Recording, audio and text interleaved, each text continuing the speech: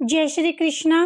भाद्रपद अमावस्या, जिसे पिठोरी अमावस्या के नाम से जाना जाता है, इस दिन महिलाएं आटे से देवी दुर्गा की 64 मूर्तियां बनाकर उनकी पूजा करती हैं और देवी का आशीर्वाद प्राप्त करती हैं। ऐसी मान्यता है कि इस दिन कुछ अनुष्ठान उपाय करके लोग काल सर्प दोष से भी मुक्ति पा सकते हैं और ऐसा भी माना जाता है कि इस दिन देवी की पूजा करने से स्वास्थ्य पुत्रों की प्राप्ति होती है और संतान का कल्याण भी सुनिश्चित होता है।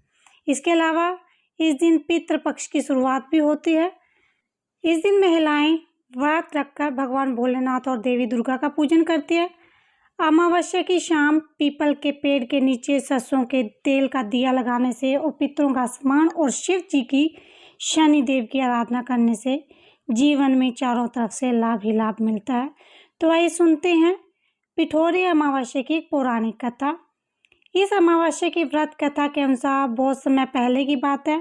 एक परिवार में 7 भाई रहते थे। सभी का विवाह हो चुका था। सबके छोटे छोटे बच्चे भी थे। परिवार की सलामती के लिए 7 भाइयों की पत्नी पिठोरी अमावस्या का व्रत रखना चाहती थी। लेकिन जब पहले साल बड़े भाई की पत्नी ने व्रत रखा तो उसके बेटे की मृत्यु हो गई।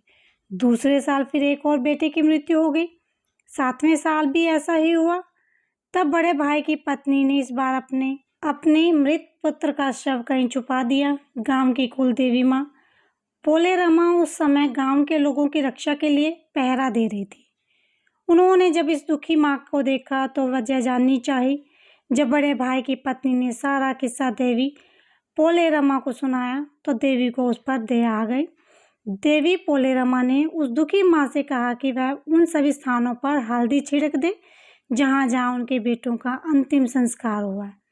तब बड़े भाई की पत्नी ने ऐसा ही किया। वह घर लौटी तो 7 पुत्रों को जीवित देखती है। उनकी खुशी का ठिकाना न रहा। तभी से उस गांव की हर माता अपने संतान की लंबी उम्र की कामना से पिठोरी अमावस्या का व्रत रखने लगी। आज के दिन यह कथा सुनी और पढ़ी जाती है।